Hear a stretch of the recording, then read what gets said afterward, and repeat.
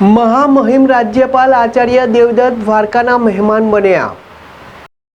દ્વારકાની 138 વર્ષ જૂની ગૌશાળામાં ગૌશાળા પશુપાલકો તથા પ્રાકૃતિક ખેડૂતોને આજે રાજ્યના મહામહિમ રાજ્યપાલ શ્રી આચાર્ય દેવવ્રતજી સંમેલનમાં હાજરી આપી અને ગૌશાળામાં સેવા બજાવતા ગૌસેવકોને રાજ્યપાલના હસ્તે સન્માનિત કરાયા।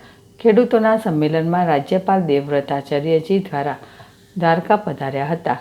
ગૌશાળાની મુલાકાત લઈ ગૌશાળાની નિહાળી ટ્રસ્ટીઓ સાથે મહત્વની મિટિંગ યોજી હતી। આ સાથે સંમેલનમાં ઉપસ્થિત પશુપાલકો ગૌપ્રેમીઓને પ્રાકૃતિક ખેતી સંદર્ભે વક્તવ્ય આપ્યું હતું। રાજ્યપાલે જણાવ્યું હતું કે ડીએપી, યુરિયા જેવા રાસાયણિક ખાતરો અને જંતુનાશક દવાઓના અંધાધૂંધ વપરાશથી રાસાયણિક ખેતી કરીને આપણે આપણી પ્રકૃતિની સમતુલા ખોરવી નાખી છે। રાસાયણિક કૃષિ ધીમું ઝેર છે। તેના પરિણામે આબોહવામાં પરિવર્તન થઈ રહ્યું છે। જળવાયુ ખરાબ કરવાનું કાર્ય રાસાયણિક કૃષિ કરી રહી છે। આ વિષચક્રમાંથી મુક્ત થવું હશે તો પ્રાકૃતિક કૃષિને અપનાવવાનું પુણ્ય કાર્ય કરવું પડશે।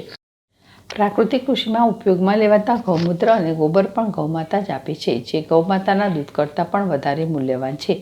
આ તકે જિલ્લા કલેક્ટર રાજેશ તન્ના, જિલ્લા વિકાસ અધિકારી AB પાંડોર સહિત અધિકારીઓ, ગૌશાળામાં ટ્રસ્ટીઓ તેમજ ધરતીપુત્રો ઉપસ્થિત રહ્યા હતા।